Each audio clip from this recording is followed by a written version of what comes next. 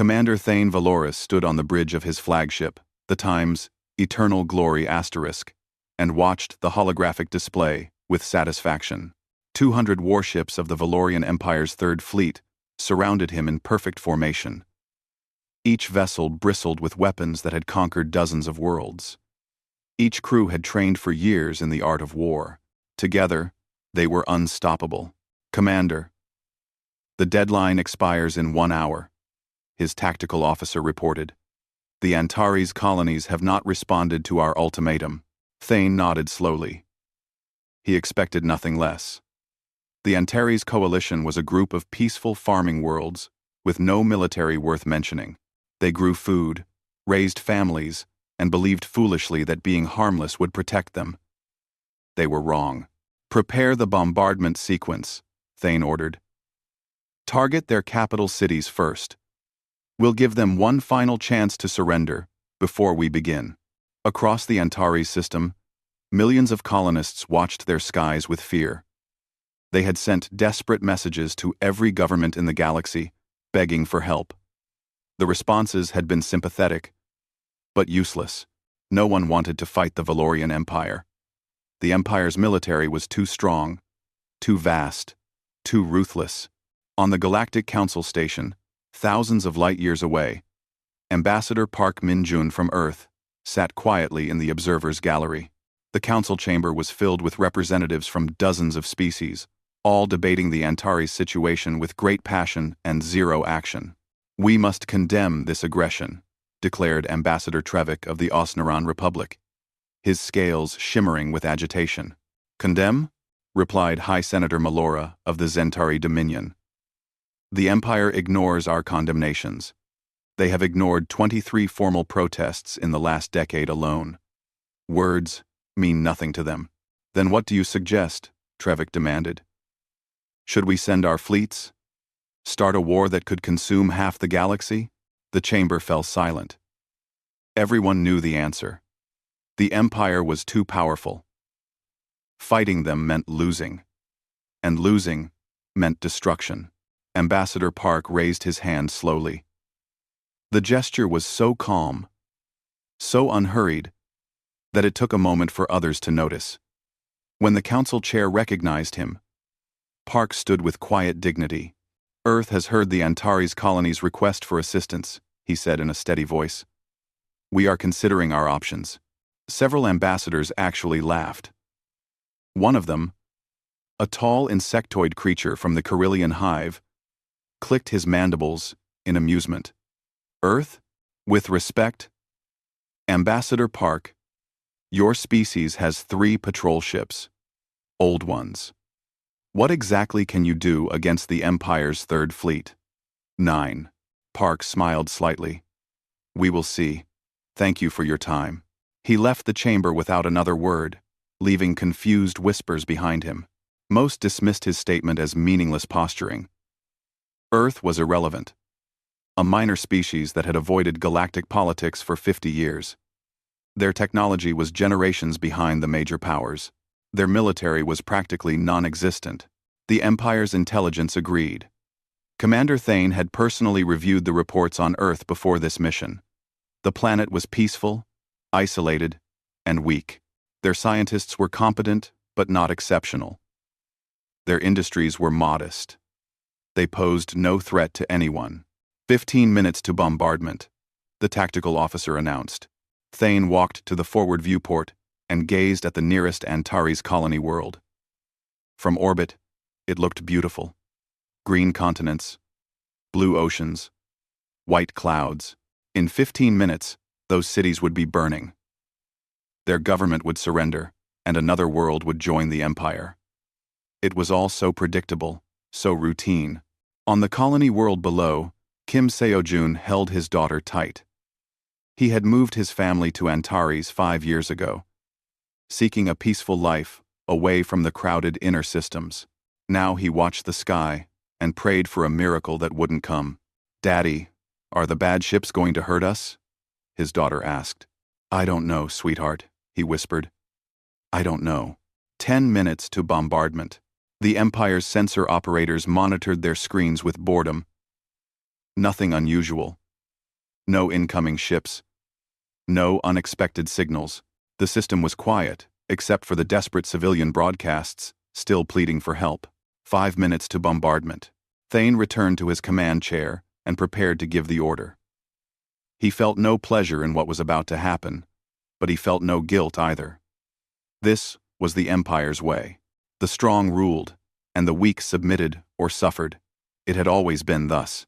"Commander!" The sensor operator's voice suddenly cracked with alarm. "Spatial distortion detected at grid 77 Alpha. Massive energy signature." Thane's eyes snapped to the holographic display. At the edge of the system, space itself seemed to be twisting. The distortion grew larger, more intense, creating sensor readings that made no sense. "What is that?" Thane demanded. "Unknown, sir. The energy output it's off the scale. Something's coming through." Every bridge crew member on every ship in the Third Fleet watched their screens as the impossible happened. The spatial distortion ripped open like a wound in reality, and through it came a ship. No, not just a ship. A Titan.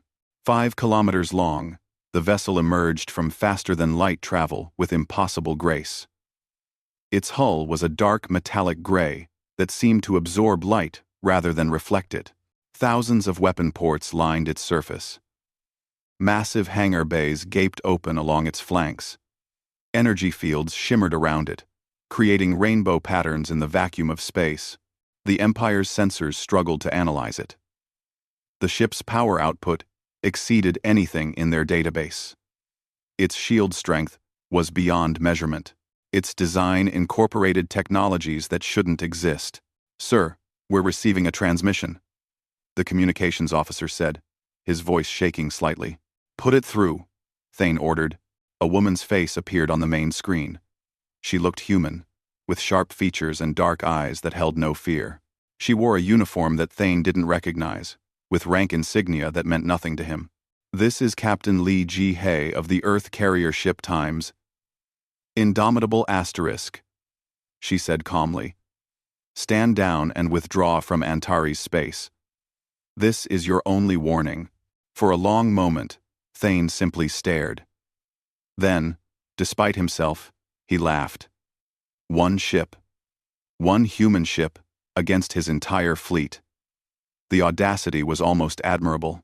"I am Commander Thane Valoris of the Valorian Empire," he replied. "You are interfering with Imperial operations. Withdraw immediately, or you will be destroyed."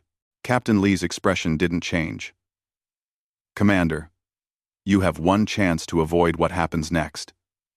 Take it." Thane cut the transmission and turned to his weapons officer. 3 cruisers forward. Test their defenses. Show these humans what happens to fools who challenge the Empire." The weapons officer hesitated. "Sir, the sensor readings from that ship are meaningless," Thane interrupted. "Execute my orders." 3 heavy cruisers broke formation and advanced toward the Times. Indomitable Asterisk. Each cruiser carried enough firepower to level a city. Together, they had destroyed enemy fleets before. The massive human ship didn't move. It simply waited. Thane smiled coldly. Fire when in range. On Antares below, Kim Seo-jun saw a new star appear in the sky.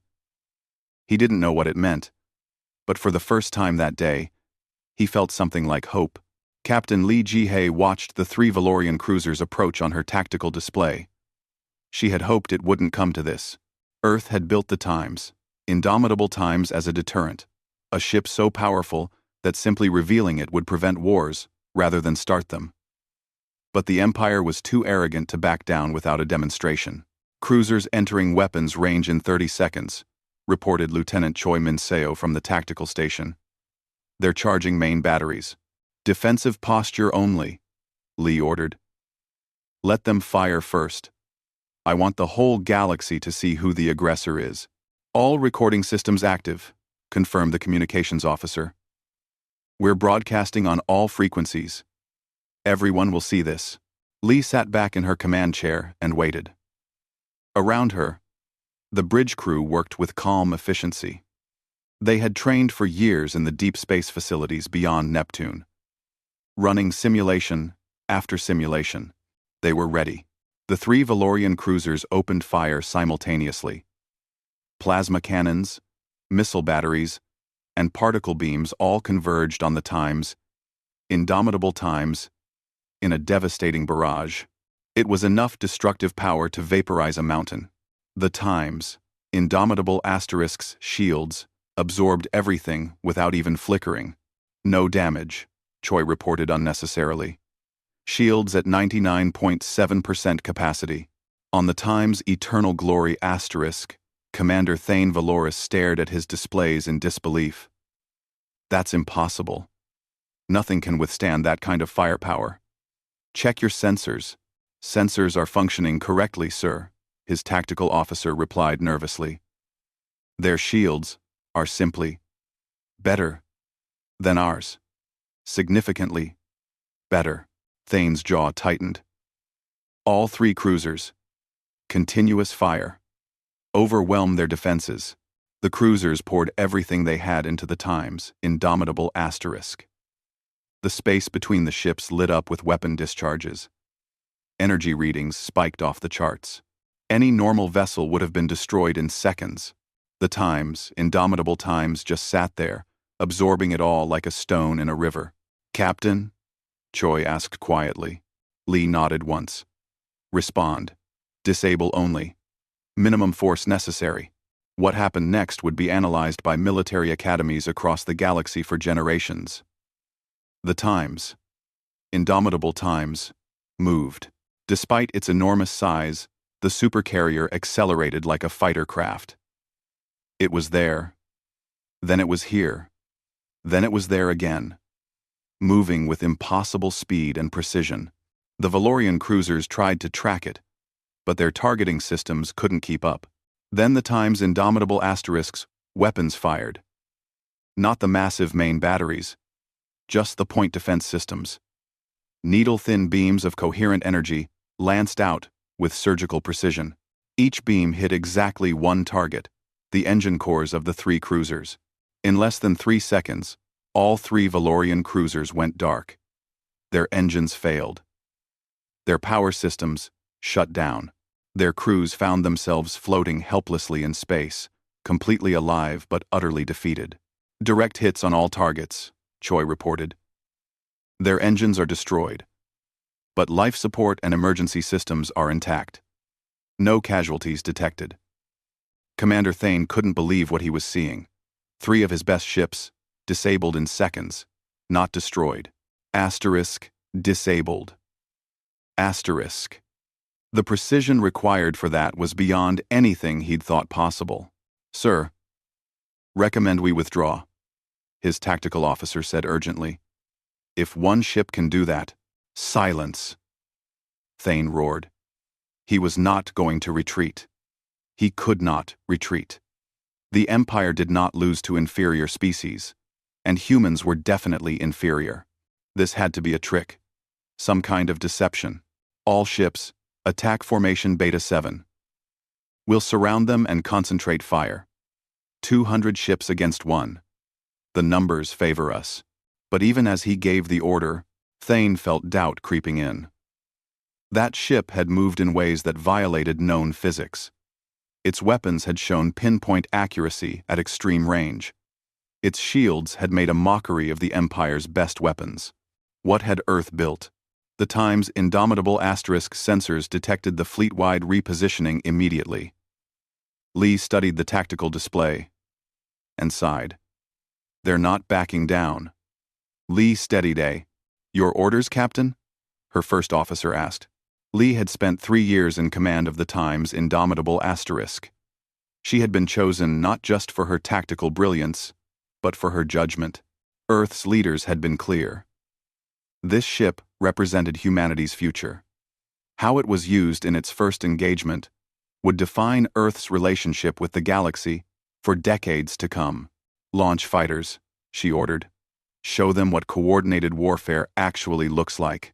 The Times' indomitable asterisk's hangar bays opened. From the darkness within, hundreds of small craft emerged. They were sleek, fast, and controlled by AI systems that could react in microseconds. But they weren't autonomous. Each fighter was partnered with a human pilot, combining machine precision with human intuition. The Valorian fleet had never seen anything like it. The fighters moved as one organism, weaving through space in patterns that seemed choreographed. They weren't just dodging. They were predicting where the Empire's weapons would fire and simply not being there when the shots arrived. Quantum-linked targeting, breathed the Times' eternal glory asterisk, sensor operator. They're sharing tactical data in real time across the entire fighter wing. That's not supposed to be possible. Thane watched his fleet try to engage the fighters. The Empire's point defense systems couldn't track targets moving with such coordination. Missiles that should have hit curved away as if repelled by invisible hands.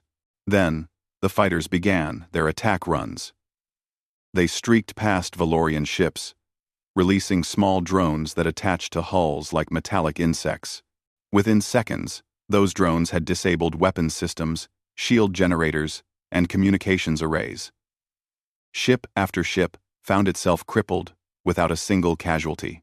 All ships, Titan formation, Thane ordered desperately. Overlap shields. Concentrate defensive fire.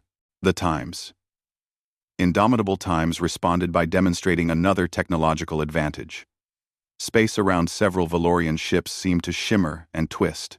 Suddenly, those ships found their missiles curving away from their targets, spiraling off into empty space.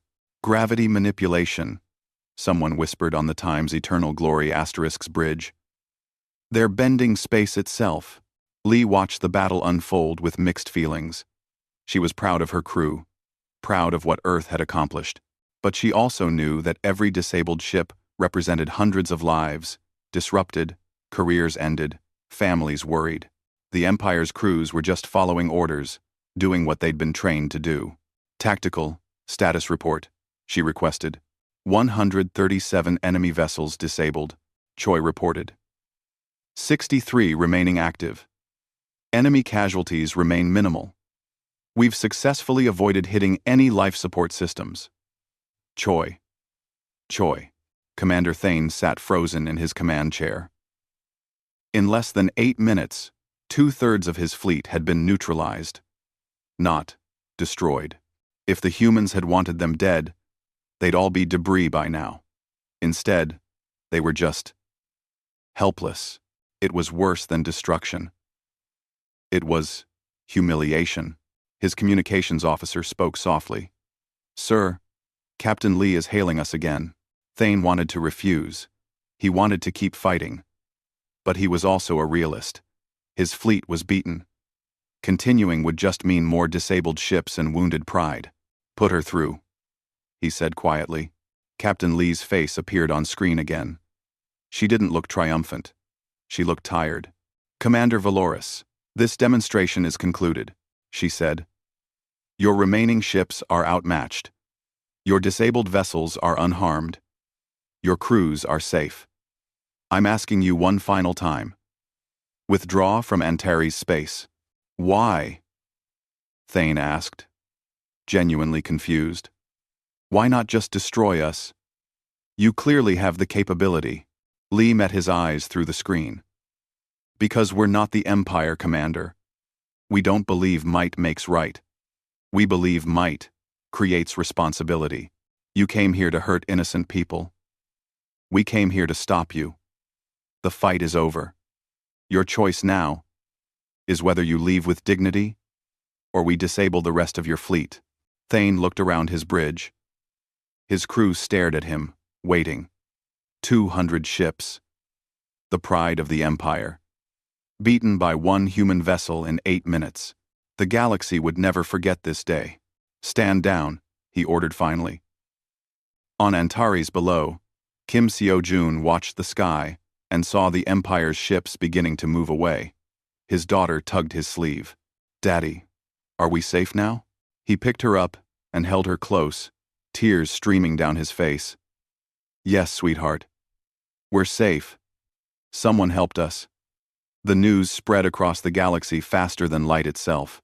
Within hours, every government, every military command, every news network had the footage. The Battle of Antares, as it was already being called, played on a billion screens. One ship, 8 minutes. 200 Valorian warships disabled with minimal casualties. In the Galactic Council chambers, the emergency session had been going for 3 hours. Ambassadors shouted over each other, demanding answers, making accusations, proposing wild theories. Only Ambassador Park Min-jun sat quietly, saying nothing. "This is an act of war," declared the Zentari High Senator. "Earth has revealed a military capability that threatens the entire galactic balance of power." "They saved innocent lives," countered Ambassador Trevik. "Or have you forgotten that the Empire was about to commit genocide?" "That's not the point." Another voice joined the chaos. "The point is, they've been lying to us for 50 years. What else are they hiding?" Park finally stood. The room gradually fell silent as he walked to the speaking platform. He moved with the same unhurried calm he always showed, as if nothing unusual had happened. "Earth has not lied," he said simply. "We have remained silent. There is a difference." "You let us believe you were weak," someone shouted. "We never claimed to be weak," Park replied. "You assumed we were weak because we chose peace. We chose to build rather than conquer. We chose to watch and learn rather than fight and dominate. These were conscious choices, not signs of weakness." "How many ships like the Times Indomitable Times does Earth have?" demanded the Zentari senator. Park smiled slightly. "That is a very good question. I think Earth will answer it when we feel the time is right." The room erupted in protests, but Park simply returned to his seat. Across the galaxy, military intelligence agencies worked frantically to reassess everything they knew about Earth. Analysts pulled 50 years of data, looking for clues they had missed. What they found astonished them. Earth had been almost invisible on the galactic stage. They traded minimally.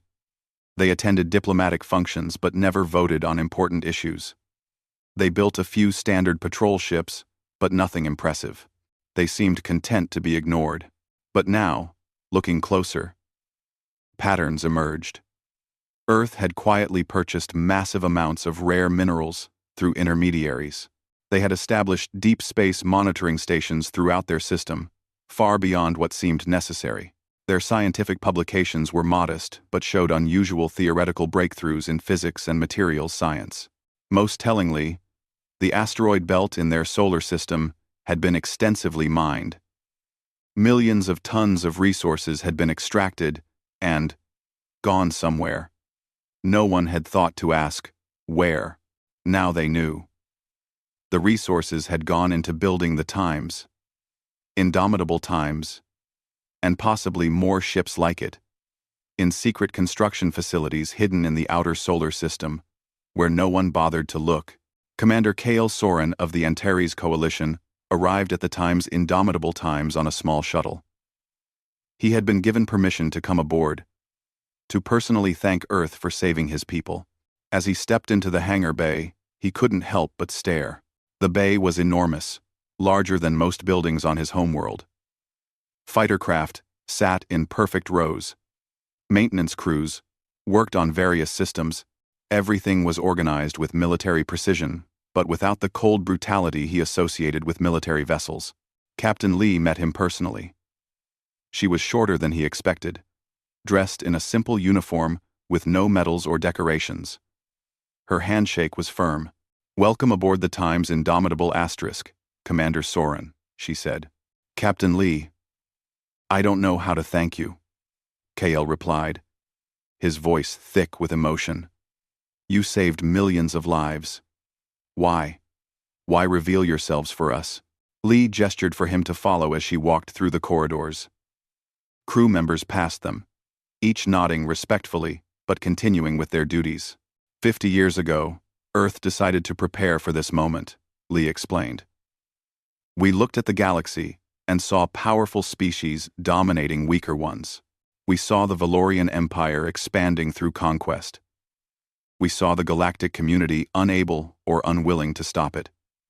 We asked ourselves, what will we do when innocent people need help and no one else will provide it? So you built this ship, Kale said, looking around at the advanced technology surrounding them. We built more than a ship, Lee corrected. We built a philosophy. Power without responsibility is tyranny. But responsibility without power is just good intentions. We decided to gain the power necessary to act on our principles. They reached an observation deck. Through the transparent walls, Antares Prime hung in space, like a blue-green jewel. Your world is beautiful, Lee said softly. Your people are peaceful. The Empire would have burned your cities and enslaved your population. We had the ability to stop it.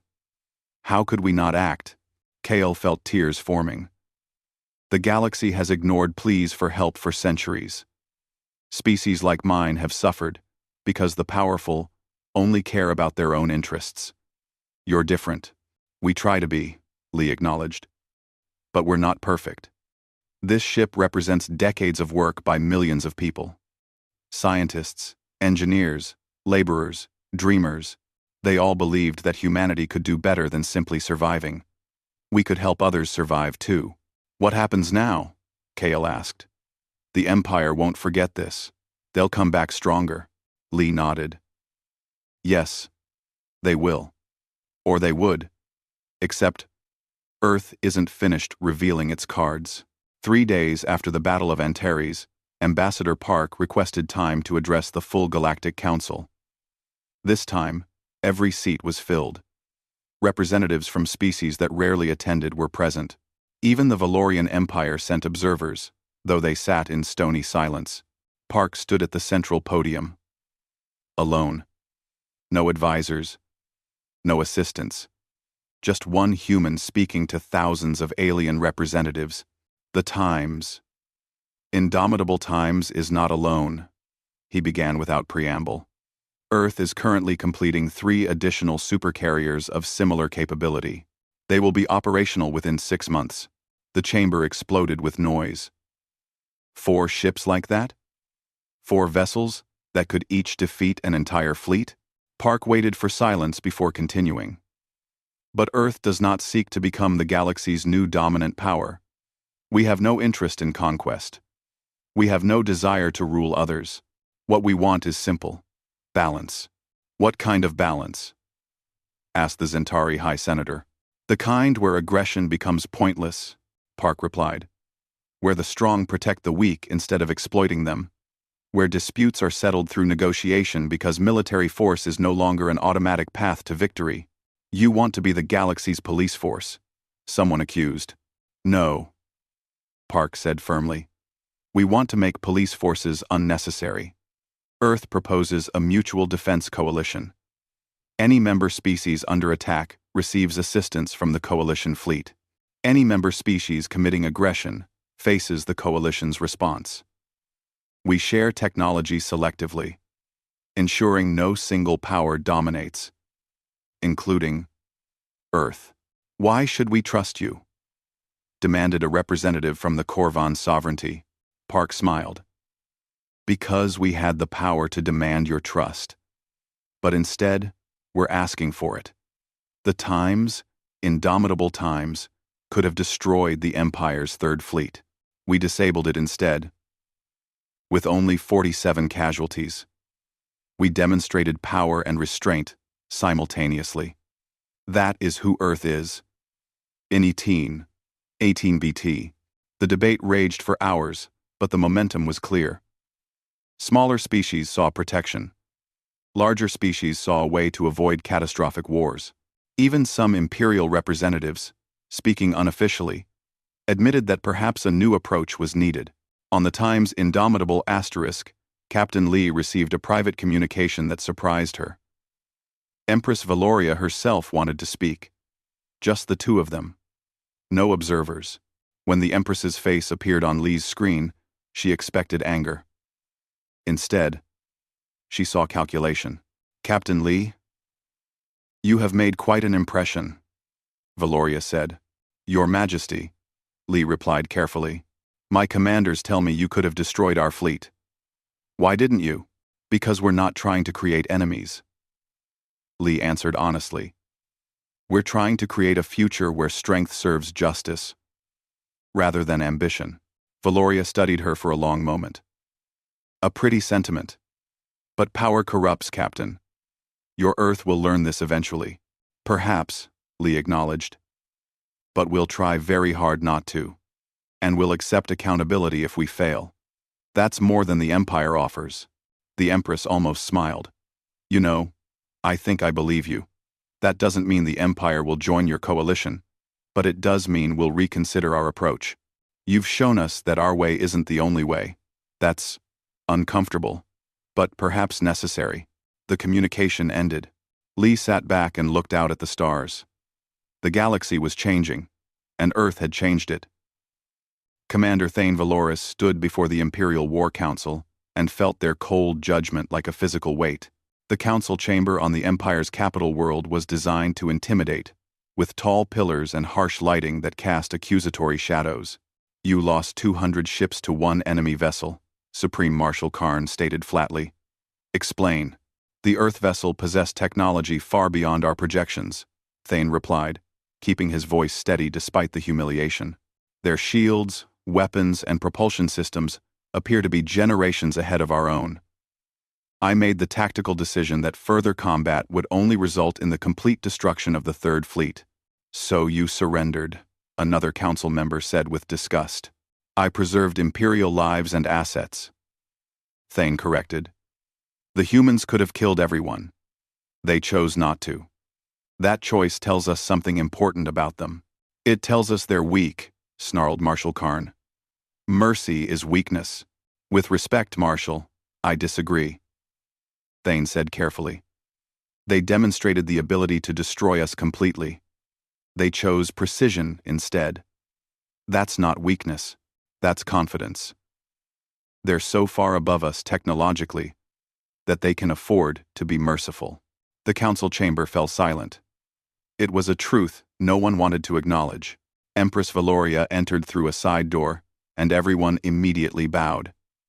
She was younger than Thane had expected, but her eyes held the hardness of someone who had clawed her way to power. Rise, she commanded.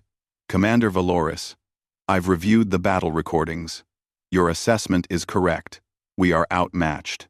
Your Majesty, surely we can develop countermeasures, Marshal Karn protested. In how much time? Valoria asked coldly. The humans spent 50 years developing this technology in secret. Do we have 50 years? No. Earth announced 3 more supercarriers under construction. In 6 months, they'll have 4 ships that can each defeat any fleet we send. Then what do you propose? Someone asked. Valoria looked around the council. We adapt. The old ways of conquest through superior force are over.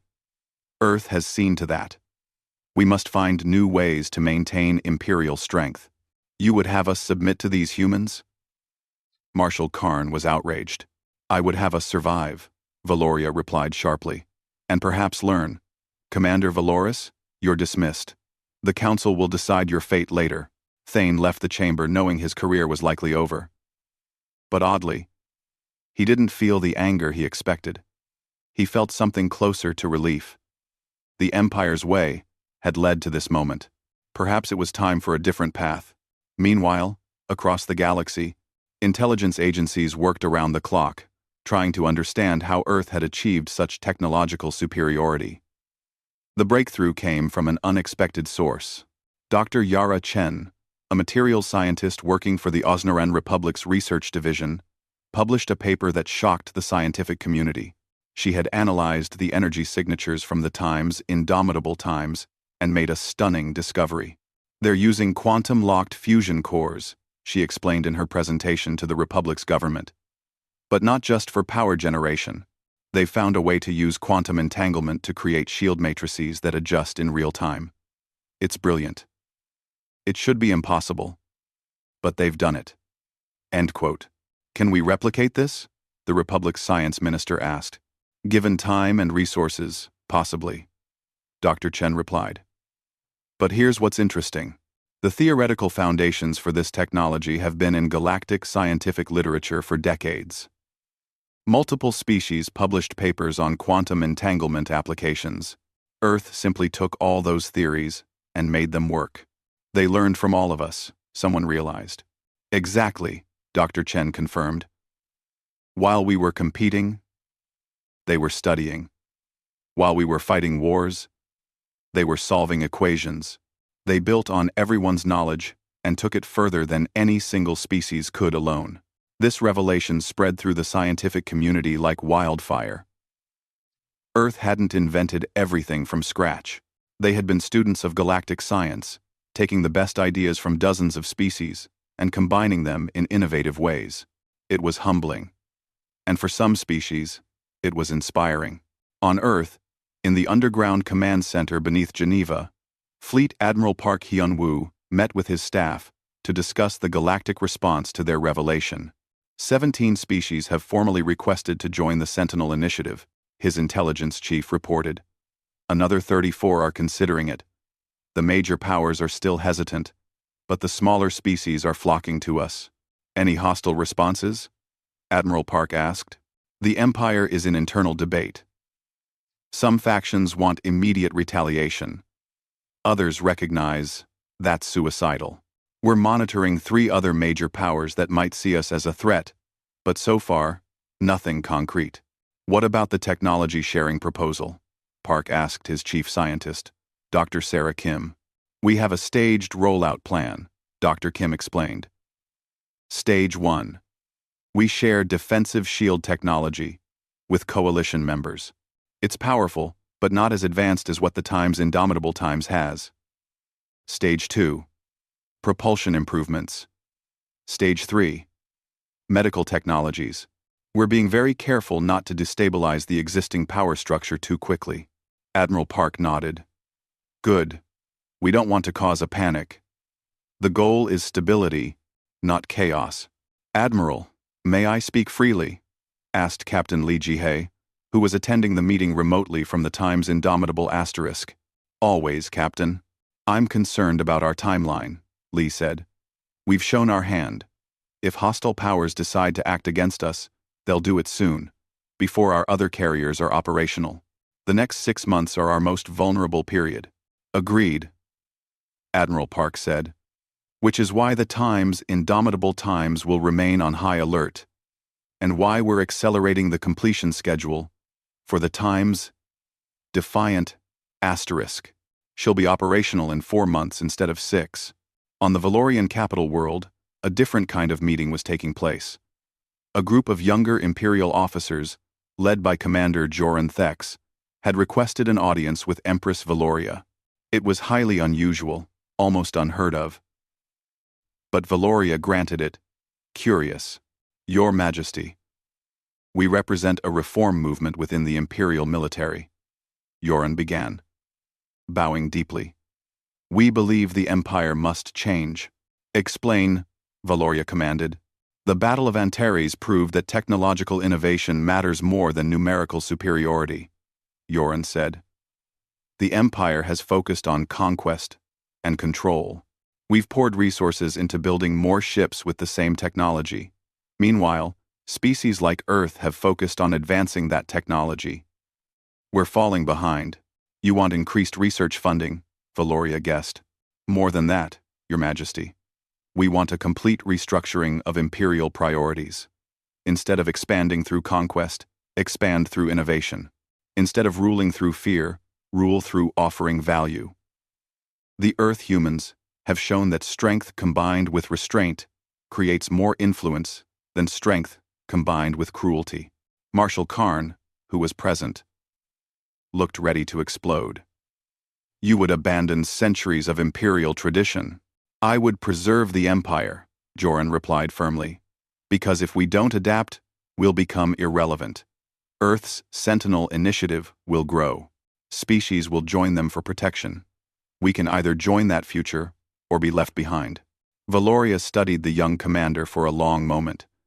She saw in him something she recognized, ambition tempered by wisdom. He wasn't proposing surrender. He was proposing evolution. Your proposal has merit, she said finally. But change cannot come quickly. The Empire has momentum. Redirect that momentum slowly, carefully. Can you do this? Yes, Your Majesty, Joran replied. Then you have my authorization to form a research division focused on technological advancement. Report directly to me. And Commander Joran, be careful. The Old Guard will see you as a threat. I understand, Your Majesty. Back on the Times' indomitable asterisk, Captain Lee received a message that made her smile. It was from Kim Seo-jun on Antares Prime, the father who had held his daughter during the crisis. He had sent a simple video. In it, his daughter stood in their garden, holding a drawing. It showed a large ship in space with a sun behind it. The ship had, "Thank you, Earth," written across it in a child's handwriting. My daughter wanted you to have this, Kim's voice said in the video. She says you're a hero. I agree. Thank you for giving us our future back. Lee saved the message carefully. This was why Earth had built the Times' indomitable asterisk. Not for glory or power, but for moments like this. For the chance to help people who couldn't help themselves. Lieutenant Choi entered the captain's ready room. Captain, we just received word from Earth. The Times, Defiant Times, completed its first full-power test run. All systems nominal. She'll be ready ahead of schedule. Good, Lee said. The galaxy needs to see we're serious about this. Do you think it'll work? Choi asked. The Sentinel Initiative? The Coalition? All of it? Lee looked out at the stars. I think we have to try. The alternative is letting the strong prey on the weak forever. Humanity became strong. Now we have a choice about what we do with that strength. And we choose to protect, Choi said. We choose to protect, Lee agreed. Even if it costs us. Especially if it costs us. That's what makes us different. 6 months after the Battle of Antares, the galaxy had changed in ways both visible and subtle. The Sentinel Initiative now included 23 member species, with more joining every week. The second Earth Supercarrier, the Times' Defiant Asterisk, had become operational ahead of schedule and now patrolled the galactic core regions. But the real changes were harder to see. They happened in government chambers, research laboratories, and military academies across thousands of worlds. Captain Lee Ji-hae stood in the Times' Indomitable Asterisk's conference room with representatives from 8 different species. They were planning joint training exercises, something that would have been unthinkable 6 months ago.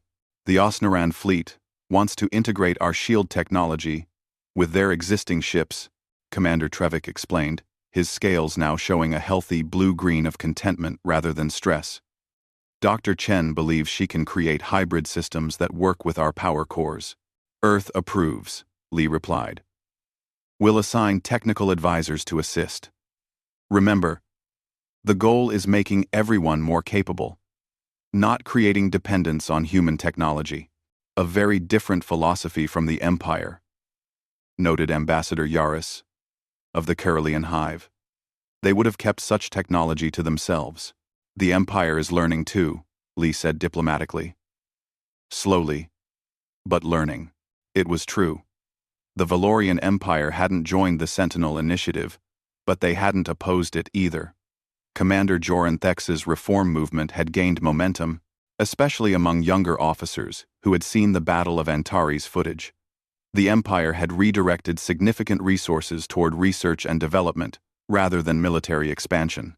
It wasn't a transformation. Not yet. But it was progress. Admiral Park Hyun-woo addressed the United Earth Assembly from the Lunar Command Center. Representatives from every Earth nation attended, either in person or via hologram. Our third supercarrier, the Times Vigilant Asterisk, will be operational in 2 weeks, he reported.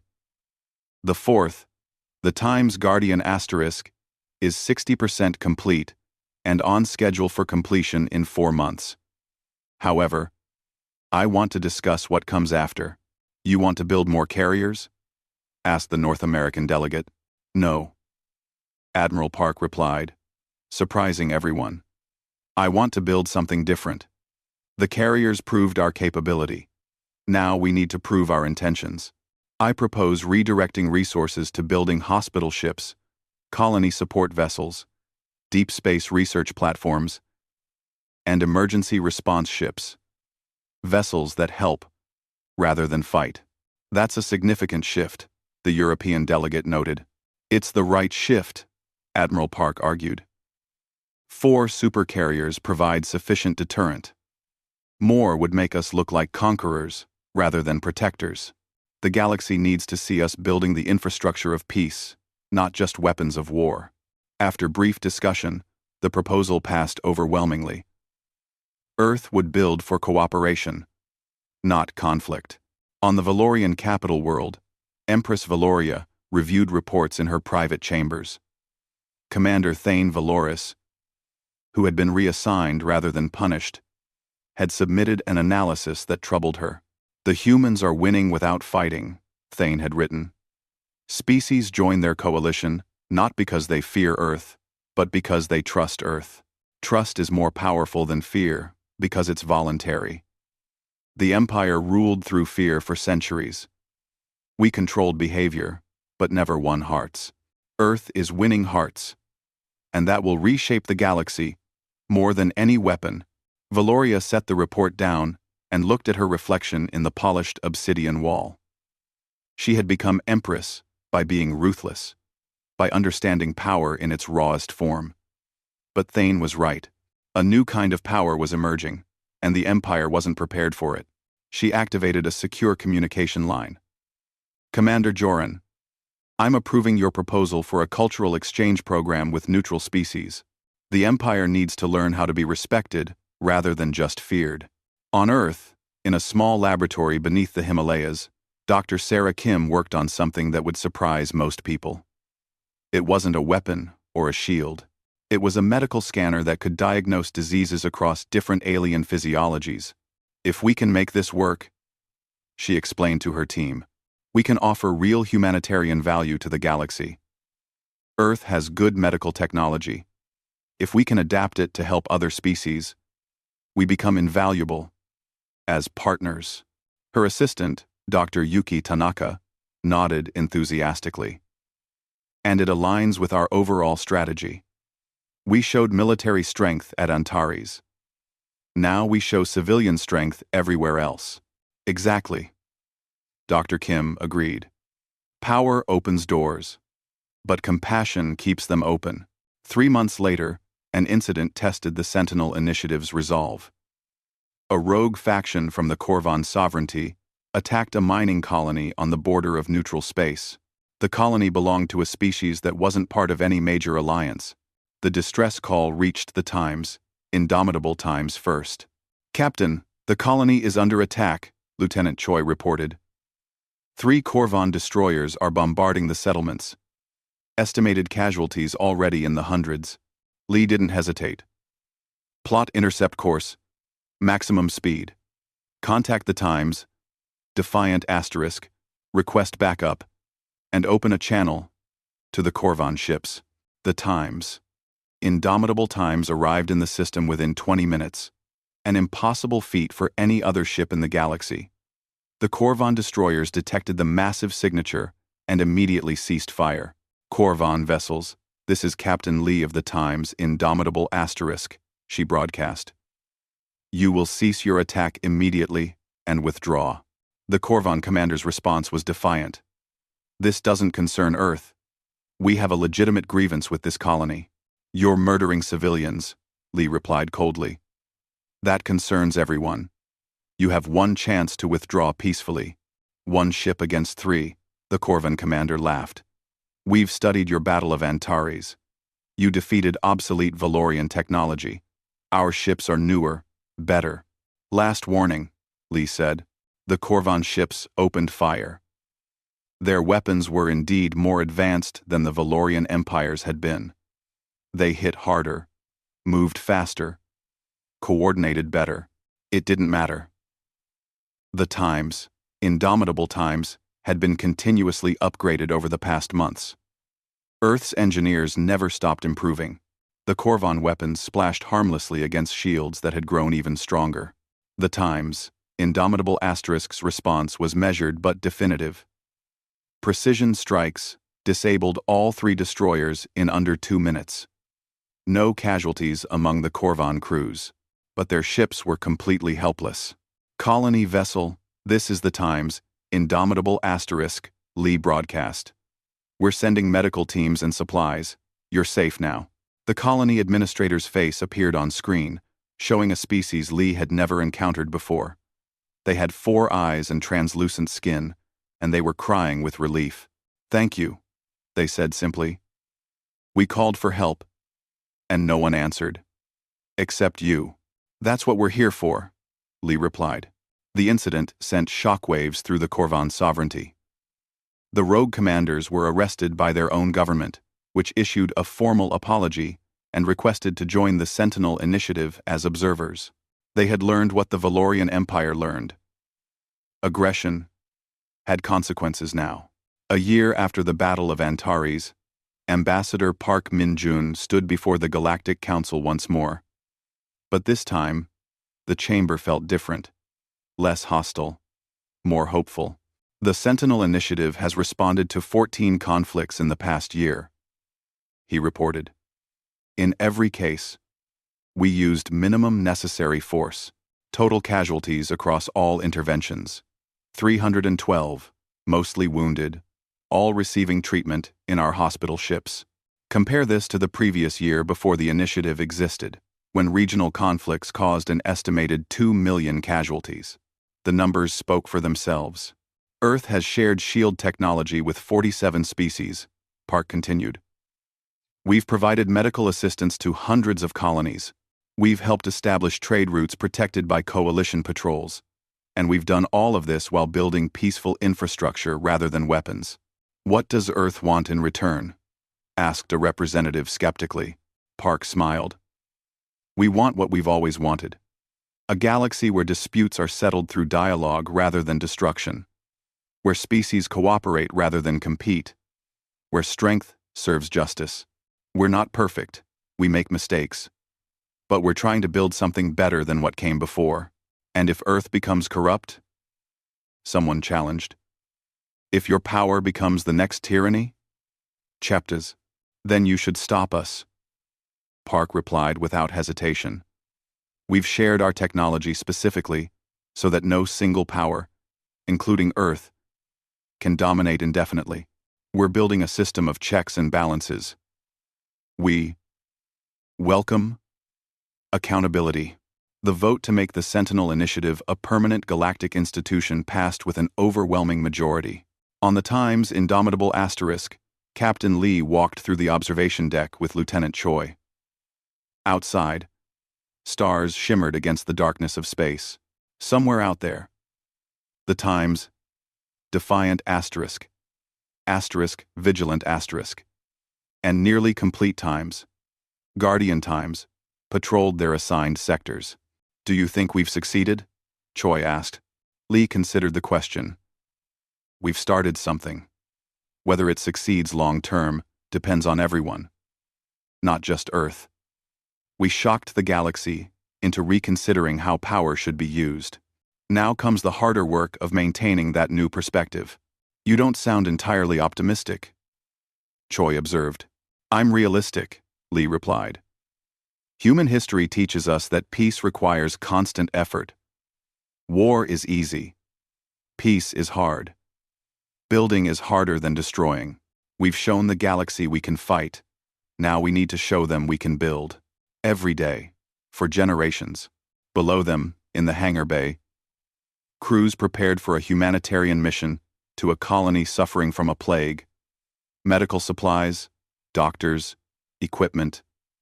No weapons. Just help. That's what makes me hopeful, Lee said, pointing at the activity below.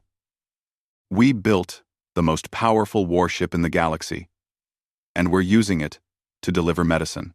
That's the real revolution. Not the technology, the philosophy. Choi nodded slowly.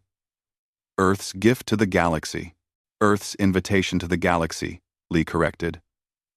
We can't force species to embrace these values. We can only demonstrate them, and hope others choose to join us. In the Sol system, construction continued on Earth's next vessels. Not weapons. A massive hospital ship called the Times Mercy Asterisk. A colony support vessel named Times Hope Asterisk. A deep space research platform dubbed Times Discovery Asterisk. Each one incorporating the same advanced technology as the supercarriers, but designed for creation rather than destruction. The galaxy watched and learned. Some species built similar vessels. Others focused on improving their own infrastructure. Trade increased. Conflicts decreased. It wasn't perfect. Violence still occurred. But the direction was clear. On Antares Prime, Kim Seo-jun and his daughter planted a tree in their garden. It was from Earth.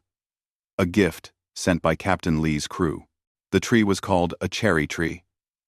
And it would bloom with beautiful flowers every spring.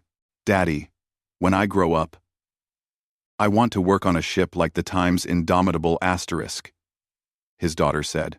To fight? Kim asked. No, she replied. To help people. Kim smiled and held her close. That's a wonderful dream. Then, the tree took root in alien soil and began to grow. Above it, stars shined down, and somewhere among them, Earth's ships maintained their watch. Not conquering, not dominating, just protecting, helping, building. The galaxy had changed in seconds when the Times Indomitable Times revealed itself. But the real change, the lasting change, came slowly through choices made every day. Choices about what to build, how to use power, whom to help. Captain Lee had been right. The fight was the easy part. Everything after was harder. But also, more important. The galaxy was learning that strength and compassion weren't opposites. They were partners. And Earth, the species that everyone had dismissed as weak and irrelevant, had taught them that lesson. Not through words, but through actions. Not through conquest, but through protection. The Supercarrier Times. Indomitable Times had shocked the galaxy in seconds. But humanity's example was changing it forever.